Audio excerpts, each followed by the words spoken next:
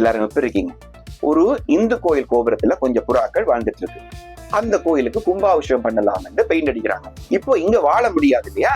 அத்தனை புறாவும் என்ன பண்ணுது, பக்கத்துல இருக்கிற மசூதியில போய் அங்க இருக்கிற புறாக்களோட சேர்ந்து வாழுது.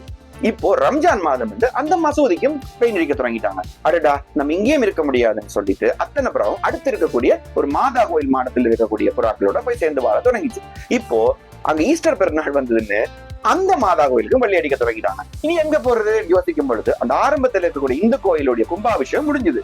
அப்பா, நம்ம எல்லாரும் இப்ப அந்த கோபுரத்துக்கு வந்து திருப்பி வாழலாம்னு எல்லாரும் ஒன்னா வாழ்றாங்க. இந்த நேரத்துல மனிதர்களுக்கு மத கலவரம் வந்தாச்சு. ஒரு மதத்தை சேர்ந்தவர் மற்ற மதத்தை சேர்ந்தவர் மேல பிரச்சனை பண்ணி அடிபாடு சண்டை நடந்துட்டு இருக்கு.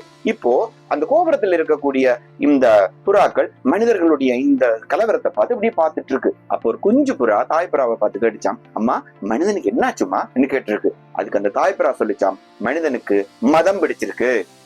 இந்து கோயிலுக்கு போறவர்களை இந்துன்றாங்க, கிறிஸ்தவ கோயிலுக்கு போற மனிதனை கிறிஸ்தவன்ன்றாங்க, இஸ்லாம் கோயிலுக்கு போறவங்களை முஸ்லீம்ன்றாங்க. ஆனா எல்லா கோயில் மாடத்தில் இருக்கும் நாங்கள் புறாக்களாகவே இருக்கிறோம். மனிதர்கள் மதத்தினால் பிரிஞ்சு போயிருக்கிறாங்க.